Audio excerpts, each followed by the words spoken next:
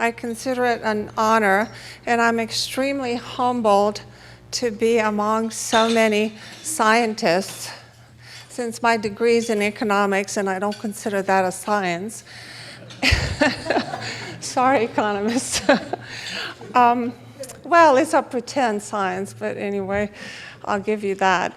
And I want to thank Dr. Orient for finding me, and Jeremy for being so patient and making all the arrangements so timely to bring me here from Washington, D.C.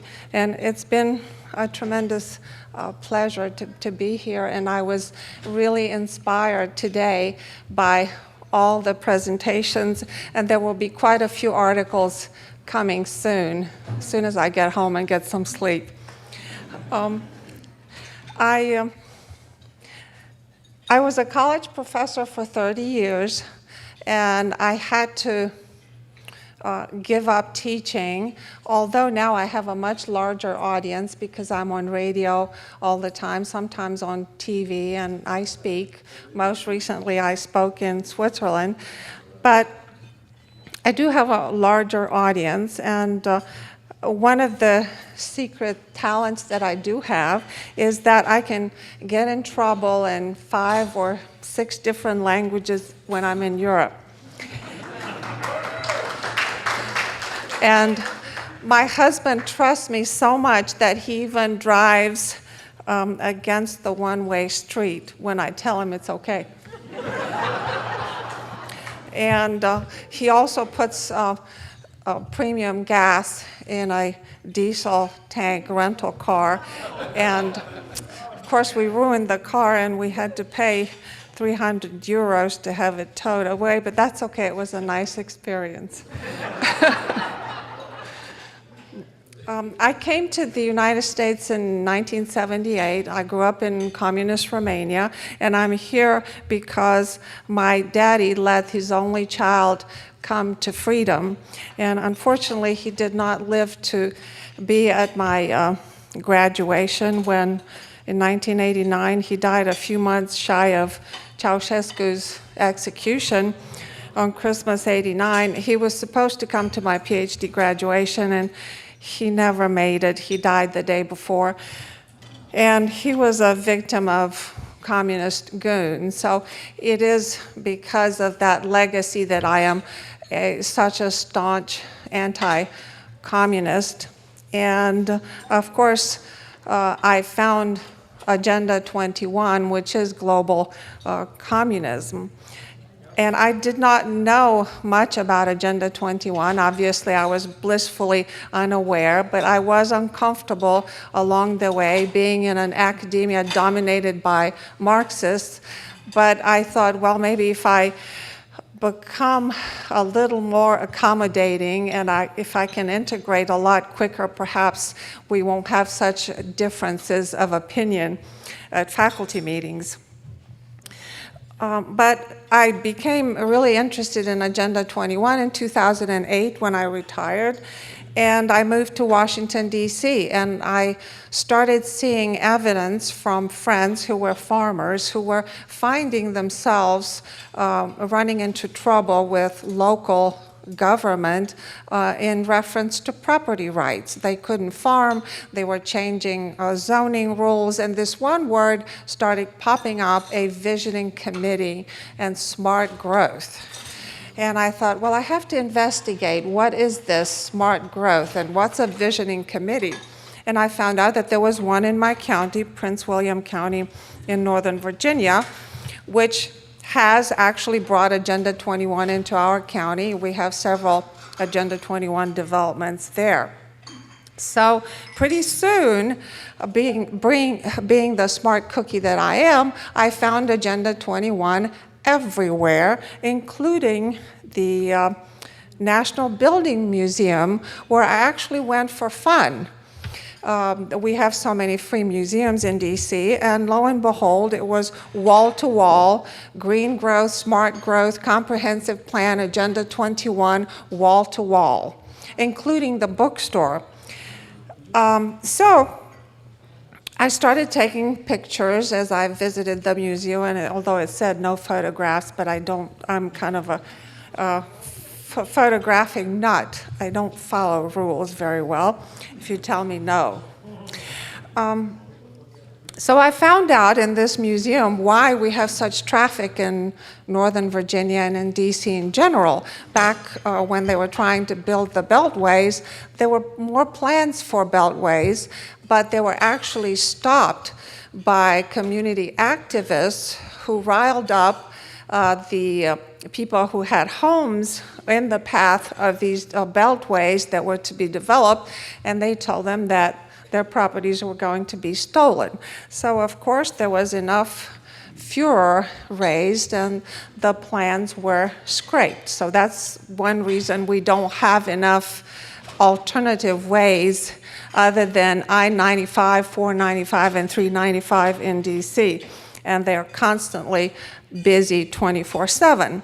And to make matter worse, Agenda 21 now has developments to take us away from our cars through all these very, very expensive toll roads, and they have just turned the HOV into a toll road.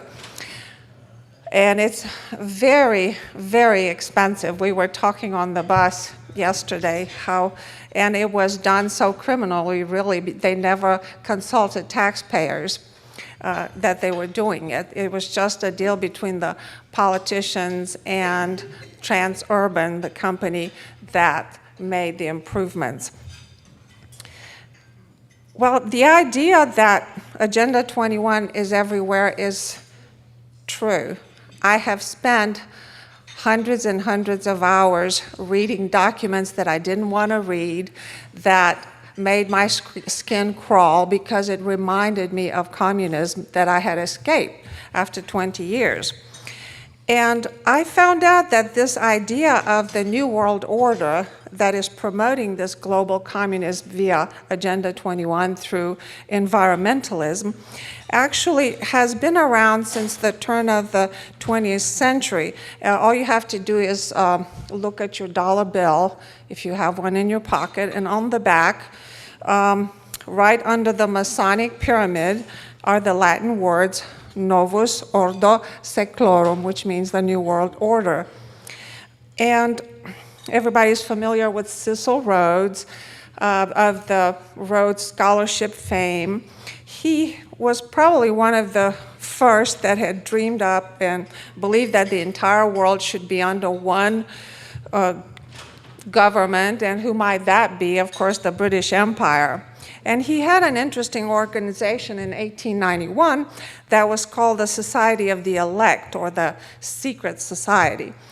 And later on, they turned it into the Chatham House Gang because they bought this residence called the Chatham House for their headquarters. And that was the beginning of the global governance idea, at least on the European soil. I'm not mentioning all the bankers, the Rockefellers, the Rothschilds, and so forth. Then there was an interesting guy named Colonel Edward Mandell House. He was Woodrow Wilson's advisor and chief negotiator for the Treaty of Versailles. He had a kind of following of like-minded individuals who formed a group that had a kind of a innocuous name, the Inquiry. This group met actually with the Chatham House Gang, and they decided to formalize their groups into the common goal of globalization of one world government. And the Chatham House Gang became what is today known as the Royal Institute for International Affairs, and the Inquiry Group in the United States became the Council on Foreign Relations, or CFR. President Roosevelt, about 2 weeks after Pearl Harbor, issued a, quote, Declaration of United Nations, which was the first time such a term was used in an American official document. And according to his son-in-law, Curtis B. Dell, he said, quote, most of his thoughts, meaning Roosevelt's, his political ammunition was carefully manufactured for him in advance by the CFR One World Money Group, end of quote. Of course, it didn't stop with this. A few decades later, in 1961, the United States introduced a program calling for all nations to transfer their military power to the UN. In other words, the UN would become the global entity. And that was kind of the first time that that was decided, that the UN would become the government, the global government. In 1972, in Stockholm, Sweden, the Canadian Maurice Strong, he's still around, I think he lives in China now,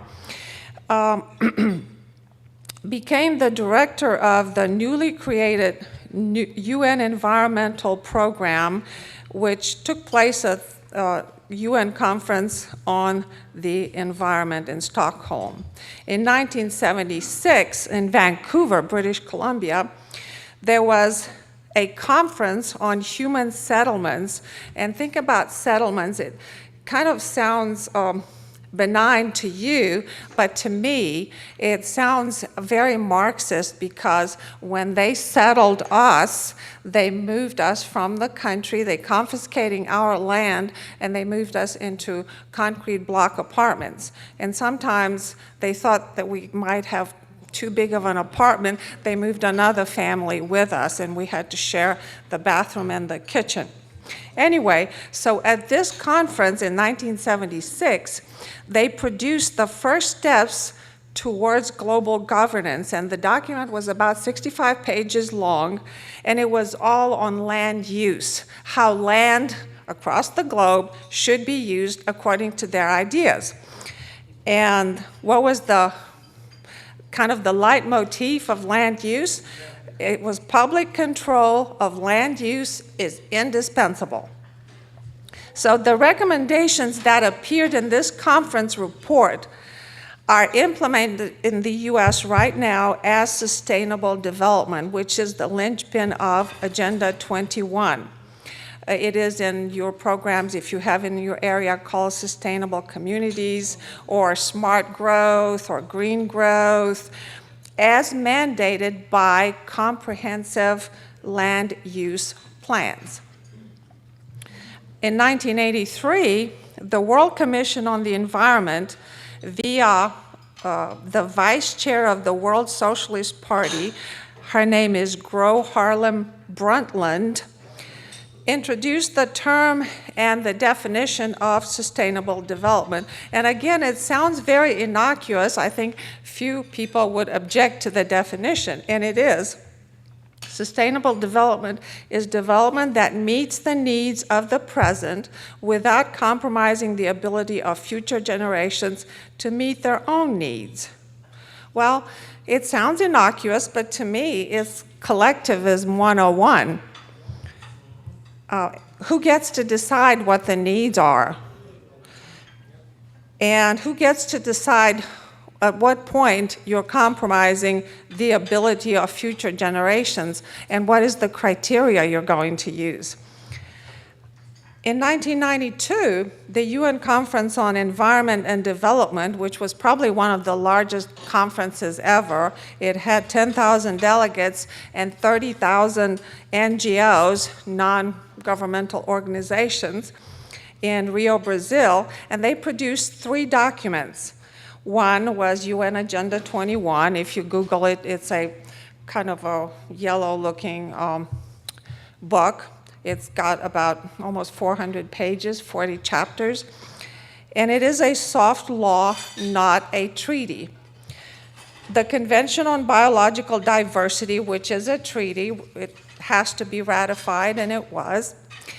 And the Framework Convention on Climate Change is also a treaty. How many people signed this document in '92? 178 countries, including the US. Our president at the time, George H.W. Bush, signed 2 of the 3 documents, but refused to sign the Convention on Biological Diversity because one of the stipulations they had proprietary concerns about transfer of technology. It had to be done freely without any compensation, and that's just very uncapitalistic of them. UN Agenda 21 is a soft law document, was never ratified by Congress, but parts of it have been incorporated into other laws that were passed either because congressmen have not read the bills, imagine that, nor understood the huge ramifications and the full scope of Agenda 21. And this 40-chapter document limits the behavior and the freedoms not just of individuals like you and me, but companies as well, and it involves every facet of human life. They have not left anything out. I found a video dated October 2nd, 1982, from C-SPAN, that shows discussion on the House floor about Agenda 21, in which both Democrats and Republicans are in favor of conforming fully to the recommendations of UN Agenda 21 document, in spite of the oath that they took to defend the US Constitution and our interests and the sovereignty of our country. And you can see a younger Nancy Pelosi actually introduced a bill to follow the 1992 Rio Earth Summit to conform to UN's Agenda 21, its local sustainable community practices, and to follow international law. And when I mentioned something like this in my book, I got a letter from President Bush's library saying that there's no such video where he promotes one world government, and I have the video. But anyway, I didn't argue with the lady.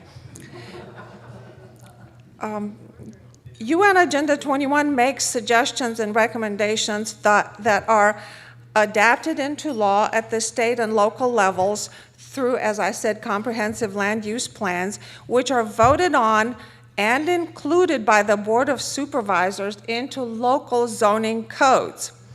Citizens do not understand its damaging ramifications to their private property and their ability to make a living farming, or to use their land, or grow food in their gardens, sell their fresh produce freely, and pretty much engage in agriculture. And I have a good friend in Virginia, Martha Bonetta, who bought a property about 8 years ago that's been sold as historical property because Stonewall Jackson was supposed to have bivouacked on the property, which was a lie. There's no historical document to pinpoint it exactly to her property, but because of that, she paid probably 2-3 times the value of the land, and it came with a conservation easement, and they gave her problems ever since, and we fought tooth and nail, and we passed 2 laws in Virginia, 2 Bonetta Bills 1 and 2, which give small farmers like her some protection from the intrusive local zoning people who just wanted to do sort of penny loafer farming, just have some beautiful grass, a few riding horses, and no growing of anything of vegetables or sheep or any animals that you might want on your property. And for 2 years, she could not use about 20 acres of her land where her poor cows couldn't even go in the shade under the trees to escape from the heat. So it's happening, of course, on different scales across the country. The late Henry Lamb, who's been fighting Agenda 21 for years, and then there's Mr. DeWeese, Tom DeWeese, who is still fighting it through American Policy Center. He said that government control of land use is a fundamental principle of global governance. Well, what are the stated goals of Agenda 21? One that scares me is population redistribution according to resources. So that kind of reminds me of communism, because everything we did, we had to do it according to the prescription of the centralized government, whether it was to go get a job on the top of the mountain after college, because that's where the need was, from confiscating your home, confiscating your belongings, and deeming you bourgeois because you may have a few extra possessions or an extra house or an extra parcel of land. So this population redistribution according to resources just gave me the creeps. Government control of land use in order to achieve equitable distribution of resources. Again, that's Communism 101. Land use control through zoning and planning. They're doing it all over the country, whether you know about it or not, and it's not in the interest of the people in the area. And they're so bold, as I found a document from 1998 in Montana, from the Park Service in Montana, telling farmers that they want to move them off the property because they don't want them to hunt or disturb the wildlife. And they were fighting the local representatives. Why are you not understanding that we're trying to help you? We're trying to save you money. We'll move them in the city, and the city has to worry about them, and you don't have to spend any money in the county. So under this guise, they were wanting to confiscate their properties, their land, in the country. And I was really upset about it, and I had to track down the representatives who are no longer there, and track down the newspaper editor and so forth, and they all confirmed what I had dug up. They want government control of excessive profits from land use. Again, that's a Marxist idea. They want urban and rural land control through public land ownership, and we already have these private-public partnerships springing up all over the country, and not just in reference of agricultural land, but even land for development of property or housing. Population control, and I don't know how they're going to achieve this, because if you look at various documents, different denizens of these environmentalists go anywhere we're supposed to have ideally 500 million to 1 billion people. So how are they going to get rid of the rest of us? Attrition, famine, sterilization, I don't know. Developing rights must be held by public authorities via regionalist authorities. And I don't know if you know, but the United States is divided into 12 regions. And they call them FEMA regions, but they're actually regions recommended in the Agenda 21 document. Most recently, I found a video of Cristina Figueres. She is the president or secretary, I don't know her exact title, of the National UN Framework Convention on the Environment. And she's talking to a Northern California organization somewhere in San Francisco, and she's talking about moving rural populations into cities, into mega cities, not just any city, with mixed-use, high-rise, stack and pack, miniature apartments about the size of a coffin. It kind of terrorized me when I saw it, with no parking, but easy walking distance from work or school, entertainment, whatever, because it is easier to control the population if they're densely into one locale as opposed to spread out all over the country. And she was talking about that these mega cities are going to be self-sustainable. I hate this word sustainable now, because everything has to be sustainable. It's a nice word, but because it has such control connotations.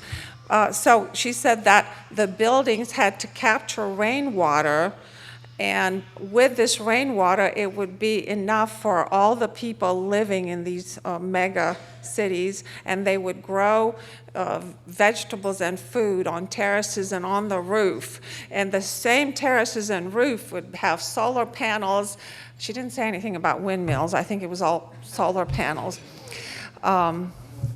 I don't know where they would put all this stuff and how they would produce all the food necessary and the water necessary to, for all the inhabitants on such a mega city. It would be actually a lot worse to bring so many people together in terms of pollution. Then they're talking about mass transit with a light rail and removing people from their cars by making roads too expensive via tolls and no parking garages. And they already have such apartments in California that are very, very small, and they don't even have elevators. People have to walk up and down the stairs. And I remember that because we lived on the 5th floor in Romania, and we didn't have an elevator. And we were all very thin because we were equally miserable, equally tired, equally hungry, but we were equal. When I take the now forcibly toll road on the HOV lanes that we paid with taxpayer dollars, I have to pay $27 to go 8 miles. And to me, that's highway robbery. And of course, as an economist, it's an incentive to remove us off the road to take public transportation. We're not there yet, as in Japan, where they kind of shove you into the metro cars. But I do remember in communism when they shoved us on buses like sardines, and sometimes there were holes on the floorboard of the bus, and we could get the fumes, going inside, and we could see the road running at 5 miles an hour, and it took forever to get wherever you wanted to go. As you know, currently, HUD is redrawing neighborhoods to make them more diverse because we're not diverse enough. In DC, we have about 225 different nationalities, and on my street is like the UN. I'm the only one who flies the American flag. Everybody else is flying their country's flag wherever they're from. It is now in Seattle, according to the Seattle Mayor Ed Murray, it is social injustice to own a single-family house. So they're trying to ban single-family zoning in Seattle, and that involves anybody who would have a 5,000 square foot lot. I was shocked about that, but not surprised. It is Seattle after all. But it's going to come probably to your neighborhoods later on. Oh yeah, I remember Ms. Figueres, who, by the way, has a degree from London School of Economics, very important degree. She delivered the speech to the World Affairs Council of Northern California. I don't know who runs that outfit, but it's somewhere in San Francisco. And she was touting at this speech that the world has reinvented itself. We have to reinvent government, and we pretty much have done that already. We're way on our way in the United States. We are reinventing government at different levels. She attempted to convince all the mayors in the world that these mega cities represent efficiency and prosperity for all. And my mouth was kind of dropping listening to this. I don't see the efficiency and I don't see the prosperity. All I see is oppression and control, oppression and control.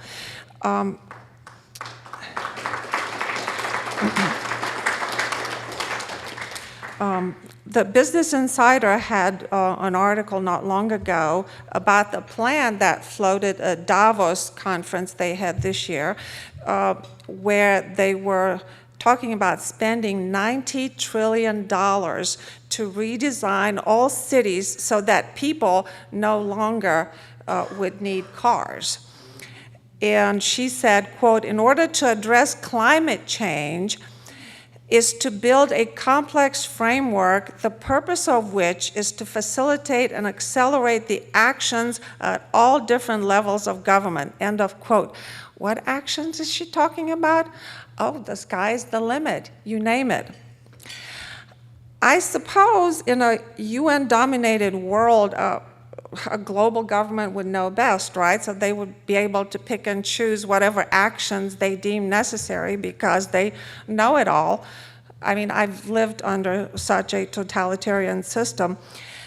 Sustainable transportation and coffins are going to be stacked, I presume, by the millions in these mega cities.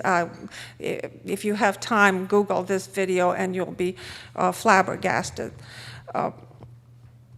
How are you going to grow food on roofs and terraces? I'm trying to grow food in a garden, and the deer, the rabbits, everybody's eating my stuff. And I can't put enough fences because the HOA, another arm of Agenda 21, is not letting us. My neighbor had to get permission from us in writing that they can build a deck onto their house. You don't think that's control? It is. I don't understand why Americans ever agreed to HOAs. And I don't buy that, oh, it just keeps up property values. How? Explain it to me economically, how the fact that George put pink flamingos in his yard that can be removed, how is that going to affect the value of my house? But anyway, that's another conversation. Figueres said, quote, "You will enjoy unlimited interaction and global cooperation," end of quote. Really? What kind of interaction? Whenever you water your plants and the water comes down onto my balcony, or how's that going to happen? And global cooperation, she said that the buildings will capture as much water needed for the food grown on roofs and terraces of the building, end of quote. I'm still not, I don't understand where this woman is coming from, and she's educated at the London School of Economics.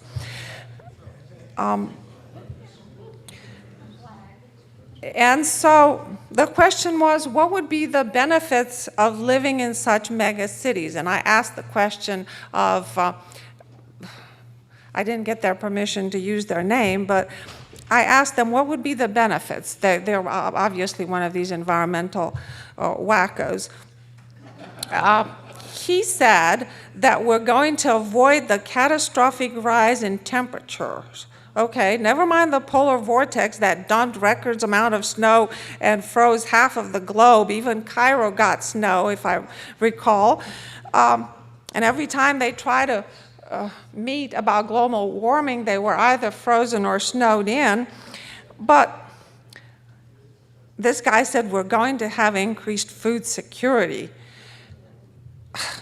Well, this is absolutely madness because I've researched that all the grain stored in the world can only last for 2 days in a case of a worldwide catastrophe.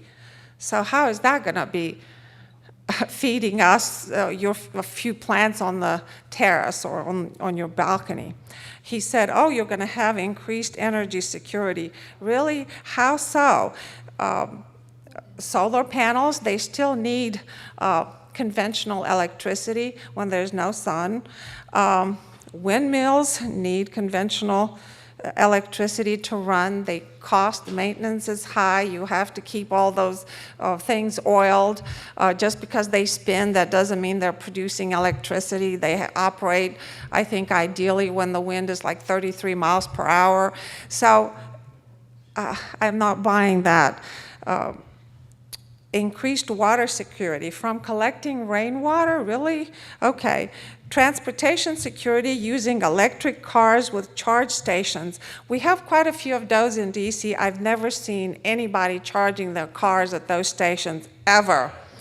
And besides, where's this electricity coming from? Is it not coming from burning coal? Well, he also said that the low-carbon model contributes to job creation. What jobs? These green jobs don't really exist. They just renamed any kind of job green job. I haven't seen any. Job security? I don't think so. And happiness. I don't know. I look in the cities, I don't see anybody smiling. They actually look weird at you if you smile or say hello. Safeguards natural resources for future generations. Would there be future generations? Because if you look at the demographics in the developed nations of the world, they're like 0.9 babies per family. They're not even a 2.1 replacement value. So pretty much Europe is committing suicide. The only reason we are at 2.1 is because we have all the illegal immigration and all the anchor babies, et cetera, et cetera. So, will there be future generations? Perhaps, but not from the developed world. And my question is, what future generation, if we live in those mega cities, would that be before or after mass starvation? We'll see. But here's another point to this Agenda 21 Shangri-La mega city living. You have driverless cars. Wow, there will be a black box in every vehicle, and I found out that the guy who suggested the idea of having black boxes in every vehicle is a former KGB, a Russian guy. Makes sense. Manipulation of humans who suddenly don't have to do anything. You just sit there and you're kind of compliant and drone-like. And you're shopping on your iPads. That was Christina Figueres' suggestion. Oh, you can go shopping on your iPads. I don't even want to shop now, much less on the iPad.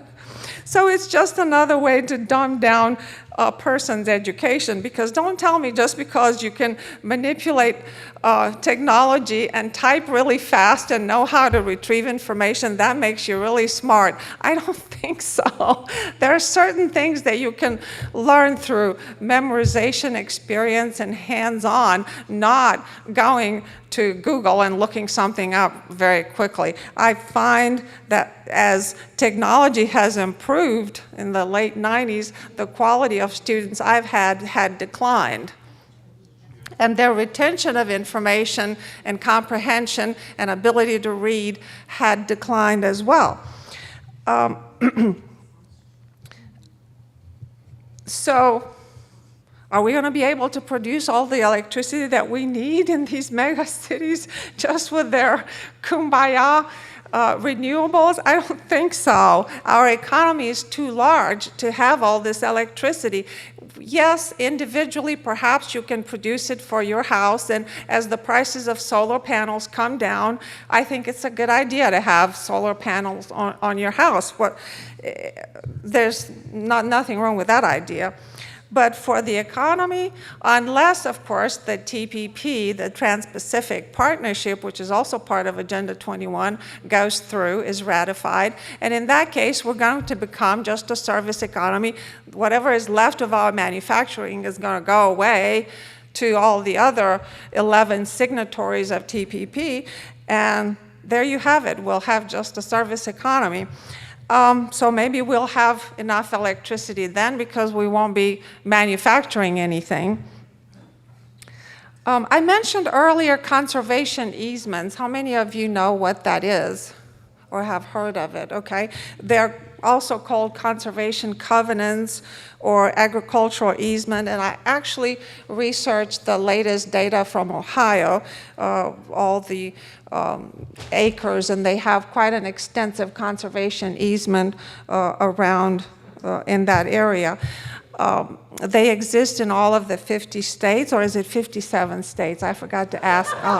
Just kidding. 50 states, and it's basically a contract between a landowner and an NGO, a land trust, a non-governmental organization that receives matching funds from the government, and they buy the rights to tell you what to do on your property, either for 9 years, 10 years, or in perpetuity, depending how greedy you are or needy for money at the moment. And I don't know of many farmers who don't need money continuously. So when somebody offers you $500,000, you're going to take it, not thinking about down the road consequences. And sometimes they're pretty onerous because they come and inspect your property frequently to make sure that you are compliant with the terms of the contract, which are, by the way, secret.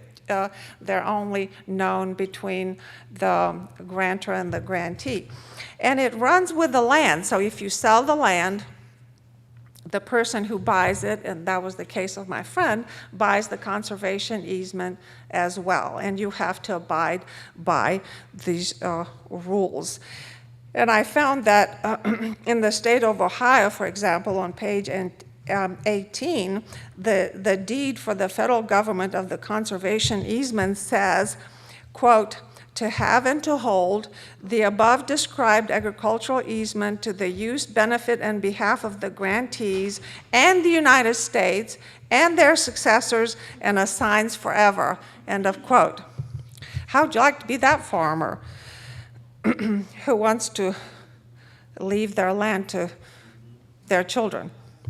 The local sponsor or applicant that pays for the conservation easement contract can be a municipal corporation, or it can be a county or a township. It can be a soil and water conservation district, or it can be a charitable organization that applies for a matching grant on behalf of the farmer.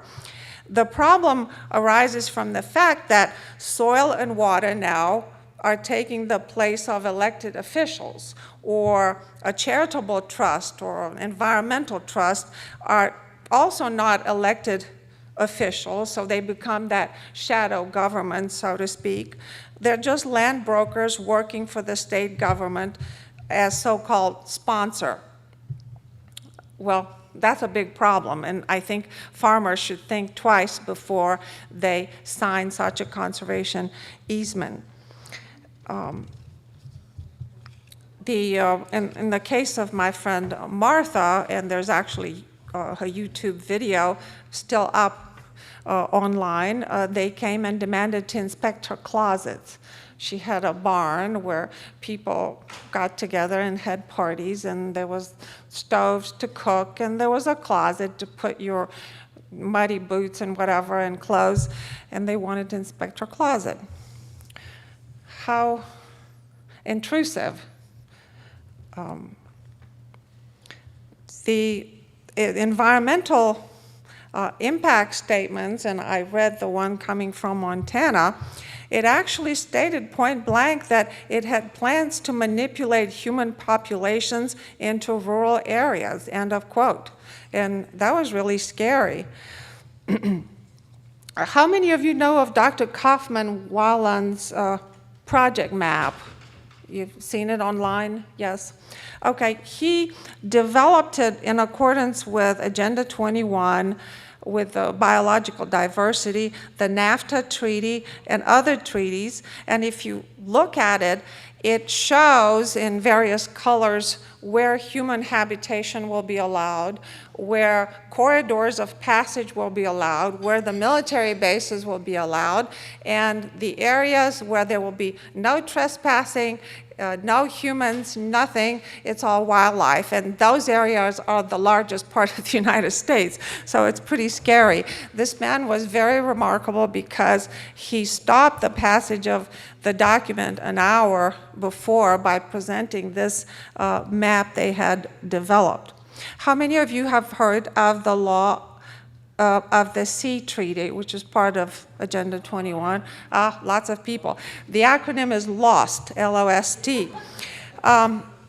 If this is ever ratified, and it was presented 4 times, last time under Mr. Kerry, it will give UN total control of all the territorial and oceanic waters in the world, including passage, whether you want to, it's your military or commercial passage, whether you're doing underwater mineral and fossil fuel explorations and so forth. And of course, the UN would have their own bank, and everybody will have to give them a percentage of any kind of mineral rights or passage fees or whatever, and they would have a court that would settle all the disputes between countries, individual corporations, or individuals who might be happen to sell their yacht in that area. And of course, they would also control all the straits passage through various straits. So can you imagine that? The implications are really scary. President Bill Clinton facilitated President Bush's initial commitment to Agenda 21 by signing an executive order which created the President's Council on Sustainable Development, and the goal of this council was to translate Agenda 21 into public policy under the guise of ecosystem management. Those of you who have ever visited in Virginia, there's a county called Loudoun County in Virginia, and they already have areas where people can buy homes, very expensive home, and it's located in such an ecosystem management. When you build it, you have to agree to all these medieval standards. The only thing I like about it, you have solar panels, but they're on thatched roofs. I don't think I want to spend $800,000 to in excess of $1 million to live in a thatched roof house. I'm scared a cat might fall through, but anyway. The one world governance harmonizes with every country in the world in relation to environmental protection, racial justice, equality and social justice, and these are just kind of code words for redistribution of wealth, of course, and they also promote health as a human right. And you know, I grew up under communism, and we did have socialized medicine, and it was a right. It was your right to go see any butcher you wanted and wait all day. You got a prescription, and then you went to the pharmacy and the shelves were empty. So just because you had insurance and you had the right to go see a doctor for free, that doesn't mean you got medical care. And most people were killed doing simple operations like a tonsillectomy. They cut your vocal cords, or they nipped your voice box, or if you had you know, other simple surgery that you take for granted here, you died, you gangrene because they clipped something, your colon or whatever. So a lot of people prayed a lot and paid lots of bribes and hoped for the best, and then they still died. And it hasn't changed that much. I was in Romania about 2 months ago, and my cousin, who is 42 and an engineer, she cried for 30 days before she decided to have an appendectomy because she just knew she was going to die. And I watched her pray all night the night before. She thought she was going to die. And so things haven't changed that much. And it cost her, let's see, everything was supposed to be free, but she bribed the doctor 1,000 euros. She bribed the nurse and the anesthetist. So she was about 3,000 euros shorter in the bank account after this free medicine. Harvey Rubin, the vice chair of ICLEI. How many of you have heard of ICLEI? I-C-L-E-I. Okay. The International Council for Local Environmental Initiative, which is the arm of implementing Agenda 21. It is now called Local Governments for Sustainability, because once different locales caught on to their goal, they started kicking them out. So to prevent this being kicked out, they changed their names. And they said, this Harvey Rubin said that individual rights must take a back seat to the collective, end of quote. What are they supposed to control through this Agenda 21? Well, you name it: energy production, energy delivery, energy distribution, consumption via smart grids, smart meters, renewables. How many of you have smart meters in your home? Okay, well, we have an opt-out in Virginia, but some dopes in Maryland, they took $100 bribes and they had those installed willingly about 6 or 7 years ago. And we went to visit some friends, and it was stifling hot in their house. And what's wrong? Well, we have smart meters, and they cut our power off for 8 hours every day because it's peak consumption, and they don't want to store any excess capacity because it's too expensive to build the storage. And this way, they just control your consumption. They just cut it off. They're going to control your food growth and production via onerous FDA regulations. They're going to control your education via a curriculum that's centered around Mother Earth and global citizenship. If you look at Maryland, they passed a law about 3 years ago called No Child Left Inside Act. In order to graduate from high school, you had to have environmental literacy. But I looked at their math scores and readings, and they were just dismal. How many of you know about the International Baccalaureate schools? We have about 2,000 of them in Virginia. They come from a private company in Geneva, Switzerland, and it's just another fancy way of promoting the same curriculum as Common Core, where there's very little history taught, and the curriculum is secret, very little government, math, science. It's mostly all these kumbaya environmental type of classes, social justice, and so forth. And they're trying to divorce their children from being an American. And they've made their way all the way into Romania.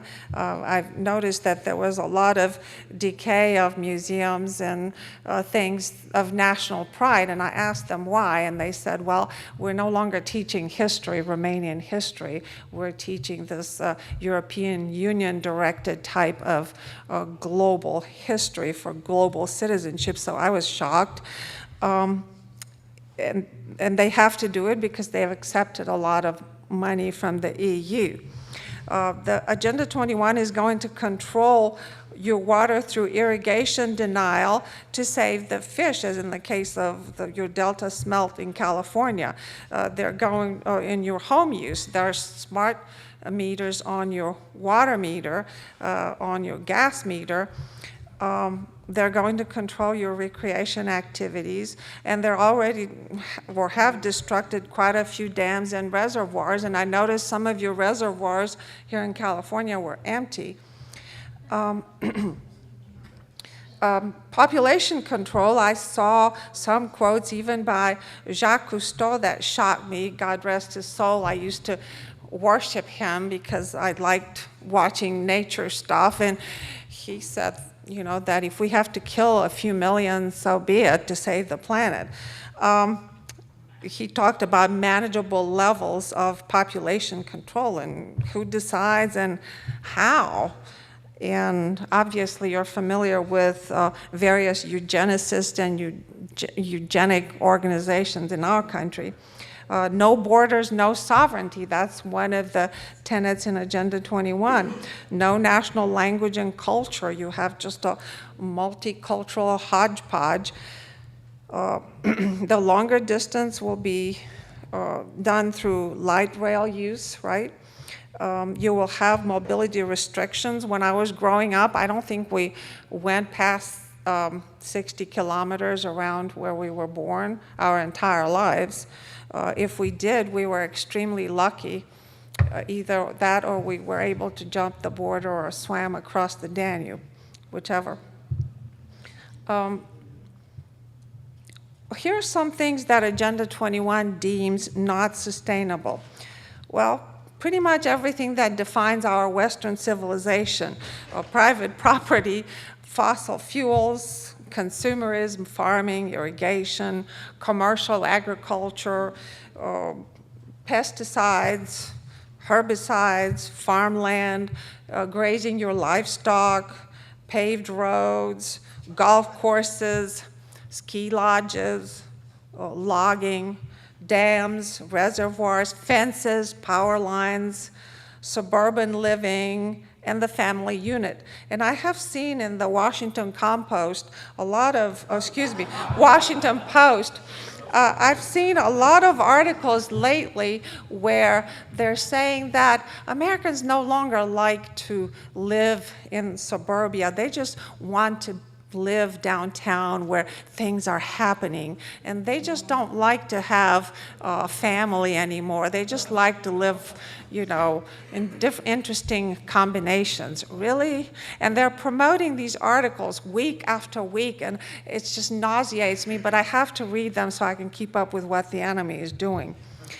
According to my friend, late Henry Lamb, UNESCO, which is another tentacle of the United Nations, had taught seminars to teachers and disseminated curriculum materials that promoted the idea that nationalism was bad and had to be replaced with global citizenship. As a matter of fact, I went to my local high school to see some of these international baccalaureate textbooks for myself, and I was told that I couldn't unless I had a child enrolled in the program. But I did find out that they were spending about $8,000 per teacher to train them, and this money per year. And this money was coming from the budget that was supposed to be used to teach our children in general. So I was talking to my daughter the other day about that, and she was telling me how she had tutored a child who was involved in the Common Core curriculum, and she was not allowed to choose her literary piece to write a report on. She was told to go use some easy, cheesy contemporary writer because it would be easier to read. You're just not smart enough for Charlotte Bronte. You have to read something modern. But anyway, so this international baccalaureate kind of plants the seeds of prejudice against your national pride, against your Americanism, and supports the idea that global citizenship is the way to go, and so is the world governance, because they're the only viable solutions to the future of a socially, racially, and economically unjust planet. And well, I asked the principal, what if I have a child and I want to enroll him or her in this program? And he said, well, first the child has to be enrolled for at least a year before we make the transition, and we have to determine whether they're mentally prepared for this program. Really, it's very little math, very little science, no American government, no history, just European history, social justice, environmental curriculum, stuff like that. So I did find out some things from people who actually had their children in the program, and that's how we know the little information we know about them. And some high schools managed to vote them out because they ran out of money, simply. My daughter was joking that they were saved, both my daughters were saved in the South because it was this pre-Common Core, and she said, well, they were so poor in the South they couldn't afford to buy up-to-date books, so we were good. We were still taught from old books from 20 years ago. Because we were talking, how did you turn out, both of you turn out to be conservatives? Because my son kind of straddles the fence. He's only 25, his brain is not fully developed yet. Sorry. It's true. Isn't that physiologically true? They kind of stop developing at 25, am I right? Am I wrong? Okay, I'll correct myself next time. But the worst thing that a lot of people don't know, and I put it in my book on page 29, does it take, yeah, 29, I don't want to tell you wrong. There's an actual UN's environmental constitution for the world. The acronym is DICED, as in chopping, D-I-C-E-D. I love these acronyms. It's called, it stands for Draft International Covenant on Environment and Development. I read, yeah, covenant, don't you love that word?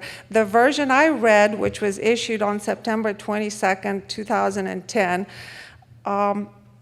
was written to control all development tied to the environment. As they say, the highest form of law for all human activity, end of quote. It has 79 articles, so it is like a constitution. And it was 242 pages. I told you I read a lot of garbage in order to learn about this Agenda 21. But in these 242 pages, there are 79 articles that take the sustainable development principles described in the Agenda 21 document, the 40 chapters, and transform them into global law, which supersedes all constitutions of the world, including the US Constitution. And if you think this is not serious, think again, because it's being implemented as we speak. Now, all signatory nations would become centrally planned socialist countries in which all decisions would be made within the framework of sustainable development of the 40-chapter document. And here's a quote. Agenda 21 proposes an array of actions which are intended to be implemented by every person on earth. It calls for specific changes in the activities of all people. Effective execution of Agenda 21 will require a profound reorientation of all humans, unlike anything the world has ever experienced, end of quote. And Mrs. Figueres kind of let the cat out of the bag about 2 months ago when she said that Agenda 21, its main goal is really to destroy capitalism, plain and simple. And there's a quote about that, you can look it up. I mentioned earlier that President Bill Clinton issued an executive order number 12858 in 1995, which directed all the federal government to work with the state and local governments in a joint effort to, quote unquote, reinvent government using the guidelines in Agenda 21. And so now every town, county, and state now have a sustainable development plan in the works. And of course, also every federal agency has a sustainable development program or anything associated with the federal government that receives funds from the federal government. Even the Army has sustainable development plans. Sierra Club, Nature Conservancy, National Audubon Society, National Historical Preservation, Scenic America receive millions of dollars from the federal government to fund cleverly designed schemes to stop land development, shutting down land and roads to human use, to hunting, to building, to access and to acquire more land and national heritage sites around the country. You saw when we were at the Jet Propulsion Lab that it is a historic site. Since 1985, there was a little sign close to the floor on a door. That's just, it's not just to preserve its historical significance, but you can, essentially you can't do anything to the land, and it falls on the UNESCO guidance. It's not under US government guidance. It falls under UNESCO, under UN. I'll give you another example of this conservation gone amok heritage site. There are 15 counties in Virginia that are preserved for music. It's called Virginia's Historic Music Trail. Why do you need 15 counties? Because they already have these auditoriums where you can go and play bluegrass all you want all day long. The entire city of Baltimore is preserved. Okay, they can have it. The entire state of Tennessee, Florida, Colorado, Iowa, West Virginia, most of Virginia, just to name a few. J. Gary Lawrence, advisor to President Clinton's Council on Sustainable Development, said, quote, participating in a UN-advocated planning process would very likely bring out many of the conspiracy-fixated groups and individuals in our society. This segment of our society who fear one world government and a UN invasion of the United States through which individual freedom would be stripped away, would actively work to defeat any elected officials who joined the conspiracy by undertaking Agenda 21. So we call our process something else, such as comprehensive planning, growth management, or smart growth, end of quote. So, well, I have been called many times that I had a tinfoil hat. Well, I'm sorry, if you had time to read all the garbage I read, you'd have a tinfoil hat as well. Even Pope Francis, sorry Catholics, delivered his encyclical on climate change, and I read it in Italian because I do speak Italian fluently, and I found many similar quotes in his, probably 2/3 of his speech, that were lifted from Agenda 21, and some of them were changed slightly.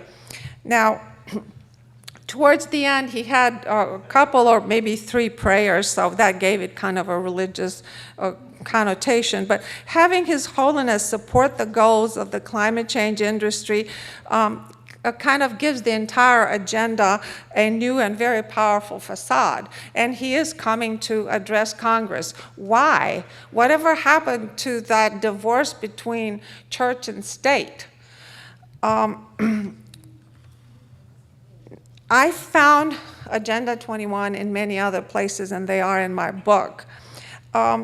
Now, if you take into account the complexity of Agenda 21 and the encroachment around the globe, it will kind of take a miracle to dismantle it. I found Agenda 21 in Romania. I was in this really dilapidated building that we used to live in, and they had a brand new bank of smart meters. There were about 17 of them on the wall. And everybody in the building complained of arthritis, and they had tinnitus, and they had burning on the surface of their skin, and they couldn't sleep. They had insomnia, they had tachycardia, and they all had the same symptoms, and they were all treated by the same doctor, and nobody knew why they're so sick. And after I interviewed several people in the building, it kind of coincided their symptoms with the placement of these smart meters. So I told them to buy some copper plates to kind of protect themselves a little bit. I don't know, I'll have to find out if it worked on my next visit. So Agenda 21 is everywhere. I'm not sure that we can extricate ourselves from it because it's so far gone. It might need God's miracle. God's miracle. Let's pray for that. Questions? Thank you. Number one, I'm sorry we were making a lot of noise, only because we were cheering you the whole way. Everything was so consonant with what we agreed with that we couldn't help ourselves, and I apologize for that because we didn't want to interrupt you, but your speech you guys was great. had a beer or two too many. No, martinis. But listen, everything. Let me tell you about just the last point you made was about the Pope and his encyclical Laudato Si. He has an advisor. I just want to agree with you about this, named Hans Schellenhuber, and he has publicly proposed the gross transformation, the grand transformation of humanity into a one-world government. This is in Der Spiegel and other Zeitschrift magazines and so forth. Publicly pronounce these kind of things, and his fingerprints are on the encyclical, as you mentioned. He mentioned these very things. And the Pontifical Academy of Science and Social Sciences just had a conference where they had all these world mayors and the Governor Jerry Brown of California and so forth, right, where they endorsed publicly. You sound like a crazy conspiracy theorist when you talk about it, just as you said. But they endorsed the United Nations development, the Sustainable Development Procedures. And the very first thing that they say is the implement Agenda 21. I mean, that's through their own words, their own thing. It sounds like a nutty thing. I mean, you can comment on it if you like, but we're just very grateful to you. I mean, I know we were making a lot of noise about it, but we wanted to cheer every statement that you were making. Okay. So thank you for being so public about it. One thing I did not mention to you was that all these funds that would become controlled by the United Nations would be deposited with the World Bank. So, and they would also facilitate the allocation of land use as well. They will determine how you will be using your land, whether you like it or not. Okay, well, that's what I wanted to talk about. I'm one of the people that were making noise back here. But, you know, I'm from the Midwest. I don't know what you guys in Virginia are doing. I don't know what people in California or New York are doing. But I'm going to tell you, in the Midwest, like my great-grandfather, he homesteaded that land. He broke up the sod. He was a dirt-poor Iowa farmer. And we're not giving up our land. We're all armed. And somebody from the London School of Economics can come all she wants to. We are not, exactly, Mullen lobby. We're all armed and we're not giving up our land. And this whole, you know, they say in the military that the first shot of a war, the plans all go out the window. Okay, these idiots in Washington, D.C. and the London School of Economics can talk all the shit they want to, and I'm sorry to use this word, but that's what it is. They don't know where their calories come from. They don't know where their food comes from. You do. You're from Romania. You know what this is about. You know, farmers have a different perspective on things. We know where our food comes from, and we're not giving up our land. So yeah, they might win, but we're not going to go down easy. And I'm just going to let you know that the revolution, if it doesn't start in Virginia, it's going to start in Iowa or in the Midwest. End of story. Because we know about Agenda 21, and everybody, I don't care, everybody with a high school education in Iowa knows about Agenda 21. And what you said is so profound. I mean, it was just so hard listening to it because everything you said was so right. But you know what? It's just not going to work because ultimately freedom prevails, and I believe in that. Yeah. Hoorah. She's not always like this. Sometimes she gets really excited. But I wanted to share a thought with you. When that scribe from the compost wrote whatever he wrote, I would have considered a ring of truth in it if he said that Americans don't want to be free anymore. And well, that's the problem, I think. But I would like to also add that the virtues of giving, which are at the root of this whole collectivist, socialist, communist thing, are not virtues if there is no freedom to do it or not do it. And that is a very strong logical axiom to me. They want us to give up freedom under the guise of giving to those who need. What's wrong with this picture, logically? Sorry, that's... Well, most people are not voluntarily altruistic, and they just don't like supporting someone who sits down and does nothing all day long. Yeah, I'll tell you, under communism, they pretended to pay us and we pretended to work. That's how well it worked. And we did involuntary volunteer work, you know. Several years ago, I read a book by a fellow named Michael Parenti. It was a required book in some sections of a required course in the university. I read the entire book and realized that there was only one error in the whole book. I read very few books that I could say that. The problem was that every last sentence in that book was based on that error. The book was talking about the moral advantages of socialism versus the evils of capitalism. The idea in this book is very, very simple and very crucial. And it's a very simple idea that as a moral ideal in all economic exchanges, both parties should receive equal value. Now, certainly you don't want one party to gain, the other one to lose. What you get under freedom is if there's going to be a deal, both parties expect to gain. You give up what you value less to get what you value more, but that's true of both parties. This, because I happened to read this book and find out it was all based on this, I realized this is the taproot of all leftist ideology. You're not going to convince the hardcore leftists. You don't have to. You have to keep them from infecting everybody else. It's this simple. The private sector is based on, I'll do something good for you if you'll do something good for me. Now, what's a corollary of the idea that both parties should come out equal? There will never be a Henry Ford or a Bill Gates or a Steve Jobs. In other words, no matter how much you exchange, you should wind up equal.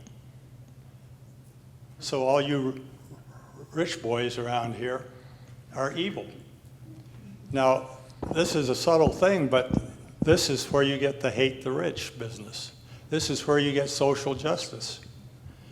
But if you think about it as both parties gain, the way you become rich if you're not working, an advantage of the government or you're not engaging in theft, is by doing favors for other people. And of course, they did a favor for you. So the more favors you do, the richer you get. I did fairly well. Bill Gates, that's so-and-so, did much better. But he interacted with billions of people. I did not. This question of equal exchange is at the heart of all their ideas. Look at everything you see from them and trace it back, reverse engineer it, and it will wind up there, usually. Thank you.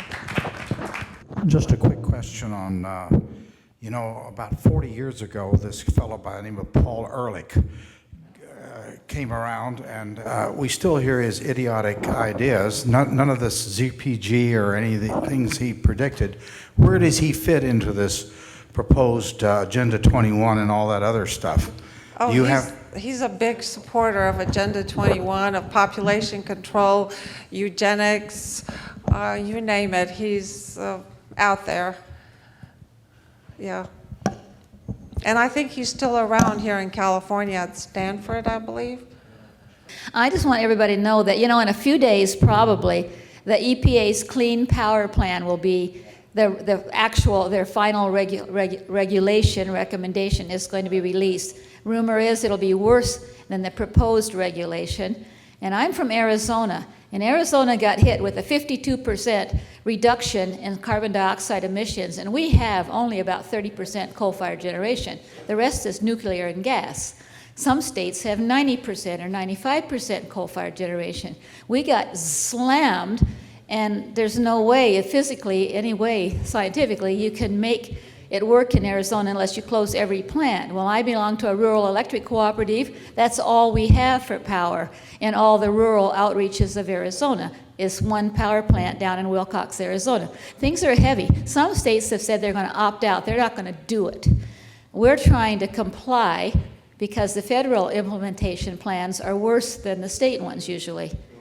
And so things are happening, and they're happening really fast in this nation. And by the way, since you live in Washington, D.C., did you know that the whole Capitol Hill complex is powered by a coal-fired generator? Yeah. I may be one of the few people in this room who's lived during a period of subsistence farming. I'm 85. I lived in western North Carolina, which was kind of backward.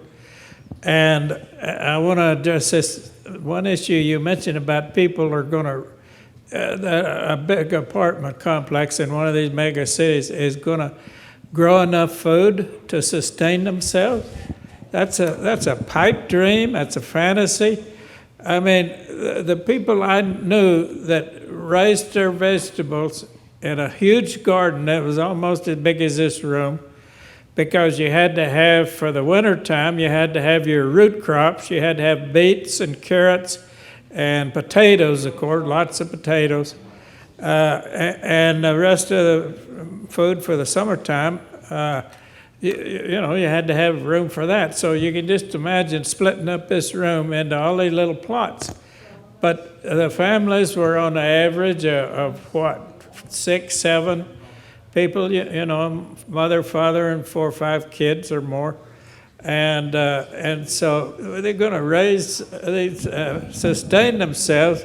They'd get a few tomatoes for 1 or 2 days a year, and then where does the solar panels go? That's true. All right, thank you very much, Dr. Johnson. Thank you. Thank you for having me.